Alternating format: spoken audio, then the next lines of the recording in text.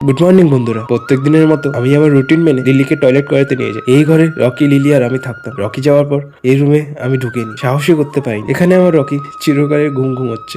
Lily প্রত্যেকদিন রকিকে একবার খুঁজে। আমার কি, আমি তো মানতেই পারি না রকি নেই। লিলিকে দেখুন, আমি আগে না গেলে যাবে না। রকির মতো ও আমার লেজ হচ্ছে। রকিকে না মনে করে আমি একদিনও থাকতে পারি না। বেড তৈরি করে চা খেয়ে নিল। ইনি হচ্ছেন আমার মা। একটু মুড খারাপ আছে। লিলিও নিজের রুটিন ফলো করছে। এই দেখুন আমার জামা কাপড়ের অবস্থা, গোছানোই হয়নি। রকি যাওয়ার পর আর কোনো কিছুতে মন ছিল না, না খাবার, না ঘুমানোর, না ঘোরার। বাড়িতেই বন্দি হয়েছিলাম।